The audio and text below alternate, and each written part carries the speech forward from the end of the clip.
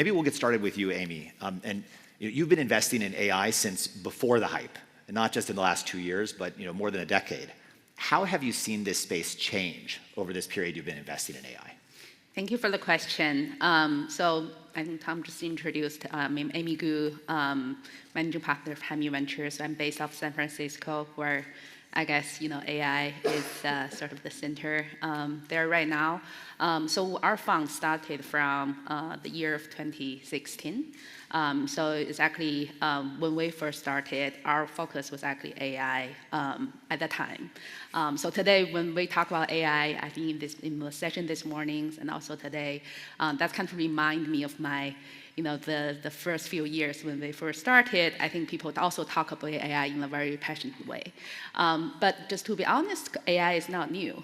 If you look at the history of AI, it has been there for the past 100 years, starting from 1930s, where you have science fiction talk about AI, and then Alan Turing talk about his theory, and then you have DARPA started to funding AI startups, and then I think from 1980s you have autonomous driving vehicles in US already. So today when we talk about AI, it's not new. So please bear that in mind. And also the concept AI is a little bit different. So I think I have a technology background, so my major is in computer science. So when I hear about AI, I always ask, which AI, what AI you were talking about? So if you look at the whole kind of general AI picture, there was just this big part of the AI called just general AI. And what does it mean? It just means anything, any software with a little bit of human intelligence in it. It could be a software, it could be the app you're using. That is general AI. And then a subset of that, general AI, is called machine learning, which is machine learning from a big chunk of data set. Could be your reading history, could be your web browser history, could be your healthcare data, and then the machine learn from that, and then come up with a little bit more advanced intelligence. So the year when we started, our focus was on deep learning. And deep learning a little bit is also it's a subset of machine learning in the way that it builds this deep neural network, which you have multiple layers, where it becomes more advanced when it comes to sort of simulate the human intelligence. I don't know if everyone remembers back in 2014. Google acquired a company out of London called DeepMind. At that time, it is a big news in the industry, 500 million US euros. And then after, I think in a few years, they come up with a product called AlphaGo. And they beat human champions in, I think, one of the international chess champions. And then, so that's when we first started. We see a lot of deep learning startups coming out of Bay Area, out of the world. And then that is, I think, also an important milestone in the industry.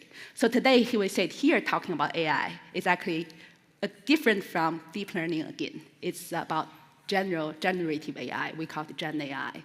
And then that comes from, I think, when Chat GPT launched, when Google and Facebook and everyone start to come up with this big generative AI model, we call it large language model. So every time when you hear about people talking about AI, please ask, what kind of AI you are talking about? So back to, I think, Tom's question about what's the difference. I think this time, when we look at generative AI, one thing I think obviously very different is in our life. It's in our day-to-day life already. So how many of you guys here have been using a generative AI in the past year or two? Right? Like, how many were using 10 years ago? No. So it becomes part of our life, whether it's consumer, individual, companies. So that's very powerful. The second difference we have seen is the growth. How many users, guess how many users Chat GPT has gained in the first 5 days when they first launched? 1 million. How long it took them to get 100 million users? Huh? Who said that? Very accurate, 2 months. Compare with other apps. How many, I think how long it took for TikTok to get its first 100 million users? It's 9 months. How long it takes for Instagram to acquire 100 million users? 2.5 years. And those are all very popular apps. So you see the girls, and again, I remember, I think UBS had this report back then talking about, in the internet history, you've never seen something grow so fast. And this is the first time. So that's why I think we're here talking about AI, because it's exciting because of the growth, because it's already in our day-to-day life. So. Thanks, Amy, for this kind of the global perspective and really highlighting what's different now, right? This is growing faster than ever before, and it's actually part of all of our lives. Maybe, Abdulrahman, I'd love to hear from you. I mean, you've been really one of the pioneers in venture capital and investing in the Middle East. What does this look like from the regional angle? Do we see AI starting to play a bigger role in some of the companies you're investing in? I agree completely with what Amy said in the beginning. Just to tie this into the question, I guess this concept of AI being kind of a multi-decade game that's been called many different things. And we try to keep that in mind whenever we think of our AI thesis and where AI applies to the Middle East, because it's very easy to get misguided by the semantics of it. But in many ways, AI is the combination of a number of things. It's compute, it's data, and it's essentially capital, whether human or financial, that gets these things to work together in interesting ways.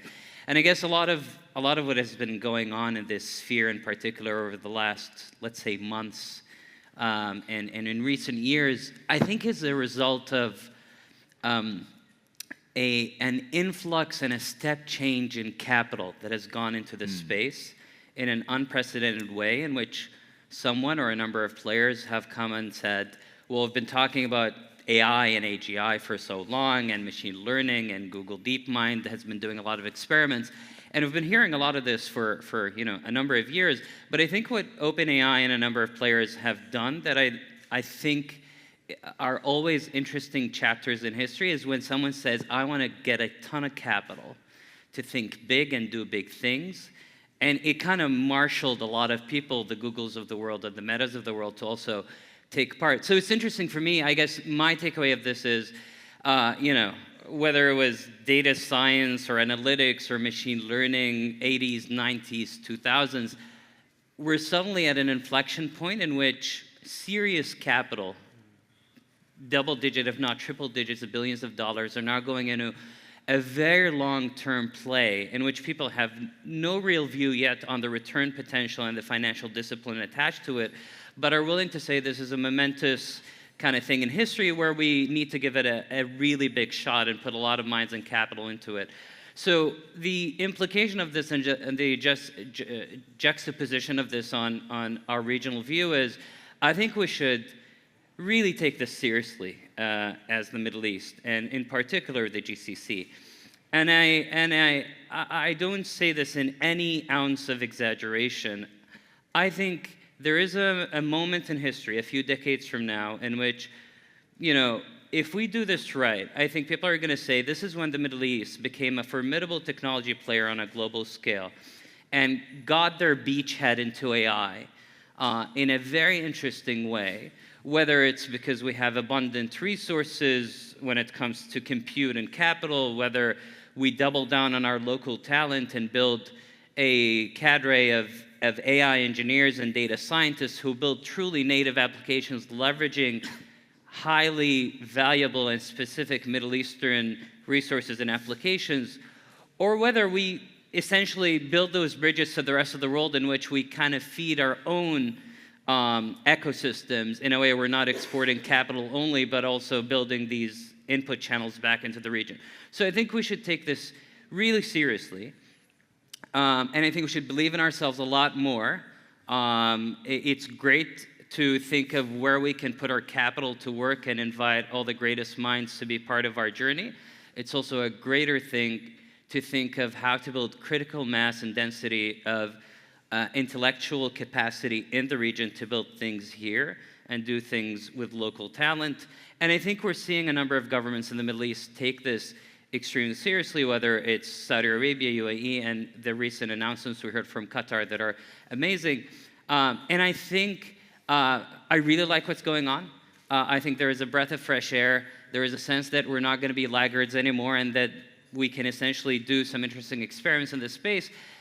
And the way to invest, I guess, as a private investor is for us to look at every sector and just say, well, what's the thesis if AI comes in as an enabler? Because it's really hard to figure out a decoupled just AI thesis per sector. I think AI is a powerful amplifier for whoever has figured out the right way to scale in a sector and use data to get closer to the user.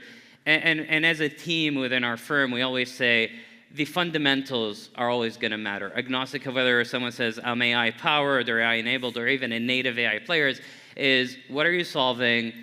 What are your distribution channels? How great is your product and user experience? And then how does AI play into all of this to make it a much more stronger proposition? This is actually a great transition to MJ. So, at the company level, it matters actually really deploying AI in a way that can drive real value beyond the hype. MJ, you've had a lot of experience in this in the healthcare sector. Can you bring to life how you guys are actually using AI to transform outcomes in healthcare? Sure. Thanks, Tom, for the question. In healthcare, where prioritizing patient safety is paramount, there has traditionally been a cautious approach to adopting new technologies. However, we are witnessing a significant shift in attitude with increasing openness and enthusiasm towards AI-driven solutions. And as Amy and Abdulrahman pointed, the rise of generative AI, popularized by Chat GPT, has played a pivotal role in mainstreaming AI, making it impossible to overlook its potential without risking falling behind. The opportunities that AI brings to healthcare are vast and transformative, from improving diagnostic accuracy and treatment efficacy to optimizing operational workflows and enhancing patient engagement. For example, AI enables healthcare organizations to leverage vast amount of data, including electronic health records, medical imaging, genetic data, wearable device data, increasingly lifestyle data, to derive actionable insights and deliver personalized care. In addition, AI-powered predictive analytics can help identify patients at higher risk of developing certain conditions, allowing for proactive interventions and preventive care strategies. Similarly, AI-driven medical imaging analysis can assist radiologists to identify anomalies with increased accuracy and efficiency. Besides clinical applications, AI-powered tools and systems can streamline administrative tasks, optimize resource allocation, and improve patient access to care. One area where we are seeing increasing traction among healthcare providers is in the development of large language model-powered chatbots and virtual assistants. These tools can provide patients with personalized health information, schedule appointments, and facilitate remote monitoring, fostering heightened health awareness, adherence, and overall improving patient satisfaction. Right. So, above what I've listed are some benefits and value that we see that AI brings to healthcare. Currently, where we are seeing amongst healthcare stakeholders that we work with, there are varying degree of acceptance and adoption. But from where we see to really realize the full potential of AI and to foster mainstream adoption, there are still significant governance challenges that must be addressed. Well, I'm going to have to come back to that because I think translating the potential and the hype into something that gets rolled out and adopted at scale is a big part of the challenge. But maybe, Amy, we've just heard a bit about healthcare. Given you all are looking across sectors, what are other sectors where you see big opportunities with AI? Yeah, so I think I've mentioned we're based off Silicon Valley, where we have invested in 30, 40 kind of early stage startups, mostly in emerging technologies covering AI is part of that, but that mostly including, it's everything. It could be insurance, could be manufacturing, could be autonomous driving, healthcare, biotech. We have invested in a lot of sectors. So when we invest in those, before, again, back to 7, 8 years ago when we first started, it's interesting to say, for every individual team, you have to have like some sort of the data science engineers or AI engineers. Either they can be someone who are former Google engineer or Microsoft engineer. They left their job, start this company. There's always some, I think the profile is always like that. That's back to 7, 8 years ago. Now you look at the companies, they probably wouldn't have someone who come from a data science major. So that actually opened up a lot of opportunities for different industries. And again, you don't need to have a data science engineer to start a startup these days, but you have a deep knowledge, deep expertise from, say, an insurance industry. Then you can come up with a great insurance product that are powered by AI. So we have seen a lot of, I think, again, different industries coming up across different ideas and starting companies. So back to, I think, when I first mentioned about the power of generative AI is it can create. So I would say any industry that needs some sort of creation could benefit from AI. Again, whether it could be startup, could be big companies. So recently there's, I think, a recent model in music. So I have friends who never wrote a song before actually start to write a song because of that easy access to that language song, large language model. And then we also have, again, people who never, who don't know how to make a PowerPoint before. Now you can go to a software and to app online and make a beautiful PowerPoint and can do presentation here. So that really empowered a lot of people who do not have skills before to be able to do the work in that specific field. So back to the startup side, then if you have certain knowledge in certain industry, I think everyone could have some expertise in something. Could be cooking, could be like, working on, something or specialized. Then you can, using the AI to really empower yourself to come up with great work. So I want to take a couple of these points and then come back to you, Abdulrahman. So MJ, you mentioned healthcare, one of the biggest opportunities, but big governance challenges to actually unlock it. And Amy, you've also mentioned kind of across different sectors, big opportunities. I mean, if we think about some of the other ones like education, huge opportunity, also complicated governance challenges. Abdulrahman, when you look at those opportunities and you also look at this region, is there a unique opportunity here to do something about this? Absolutely. I think specifically these two, Tom, education and healthcare strike me as very complex problem sets in which you have a ton of scale, a ton of capital and financial burden to make efficient from an operational point of view, and also has a dimension of development and essentially, uplifting the rest of society if you do it right with the support of new technologies. So, and interestingly, I've been speaking to a few people in the field, and essentially there seems to be, I guess, the big techs are thinking of these two sectors to be probably the most ripe for an AI play. And it struck me as interesting because they're the most complex from a governance point of view, as you rightly mentioned, and require a lot of on-ground expertise, government, engagement.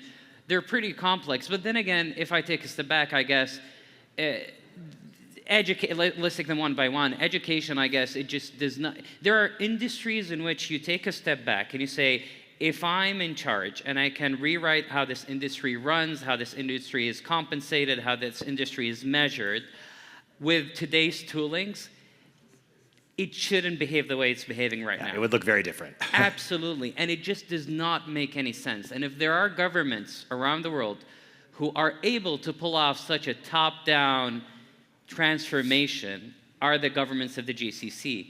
So who happen to also be thinking about this long term. They really want to do this right, but also they are subsidizing and investing heavily in such areas off their own budgets. So I guess there is a huge ability here for the GCC to think of top-down transformations within education and healthcare in ways where today's toolings, and I don't think that technology needs another exponential iteration or two to be applicable to some of those use cases. I think what we have today could be an interesting experiment, but it just does not make any sense to have a room with 30 students who are all getting a linear version of one teacher who's non-customizable, non-personalized with everything we've been developing right now. So that's one. On healthcare, I guess the most interesting play moving forward, I guess, is going to be, and I've been speaking to a bunch of healthcare experts, is the human element is the strongest and the weakest link in healthcare and servicing of patients, because as a doctor you only have so much bandwidth, attention span, memory, essentially capacity to think through all the diagnostics and the ramifications of whatever you're providing. And the aha moment is essentially, well, if you have infinite memory, infinite quote-unquote time and experimentation to go through multiple trials based on whatever data you know about the patient, and if you can do this in a way where essentially, again, you're a government who has the ability to consolidate and centralize health management records and do cross-population health management, I guess it becomes super, super interesting. So we're pretty excited about these. Now, from a regional point of view, I think there are building blocks and layers that need to be done before going to such place. So the infrastructure needs to be ready, digitization, and we're doing some great steps in that regard. But I think in many ways, if we zoom in on those two particular plays alone, I think there is a ton of value to be created, and I'm pretty excited about these. Thank you. I think, look, this has been, so far, I think we've sketched out a pretty big opportunity when it comes to AI globally in the region, also in sectors that are going to affect our real life, education, healthcare. I want to spend the last few minutes also looking a bit at some of the challenges, the implementation challenges, the risks. Maybe, I mean, MJ, given you guys have a lot of hands-on experience of actually making this work, what does it take to actually implement this and get real value from it, managing all the risks that are associated? Thanks, Tom, for that very practical question. I will tackle it in two parts. One, first, in terms of health systems, and second, from the perspective of a company operating in the space. As mentioned earlier, the value that AI can bring to healthcare is immense, undeniable. But really, it's to ensure that mainstream adoption and to realize that full potential of AI in healthcare, there are challenges that need to be addressed. First, it's essential to create agile regulatory frameworks that keep pace with technological advancements, at the same time uphold patient safety and ethical standards. Second, addressing technical barriers such as interoperability issues, data silos, bias, as well as legacy IT infrastructure. It's important to ensure the seamless integration of AI into existing healthcare systems. Third, as Abdulrahman mentioned, the human element. Clinicians are increasingly open to new technologies, resistance to change persists due to safety concerns as well as limited understanding. To address these obstacles, it requires a concerted effort to educate and empower healthcare professionals to embrace new technologies. Lastly, the financial aspect. The absence of clear payment models and reimbursement mechanisms poses a significant barrier to adoption. Collaborative efforts among key stakeholders to devise innovative payment structures aligned to the value that AI can bring is important. Now, transitioning to the perspective of the company. As a company, we focus on delivering high-performing AI models, AI solutions, at the same time ensuring a compelling return on investment. However, operating within the highly regulated healthcare landscape, poses unique challenges, such as the very long innovation gestation periods, very high cost of translation, and very long value chain in healthcare. Moreover, increasing demand for personalization may potentially also drive a reduction in scalability. To navigate these challenges effectively, we prioritize on forming strategic partnerships with esteemed research institutions to leverage their domain expertise and tap into existing research, thereby reducing our initial investment costs while accelerating innovation.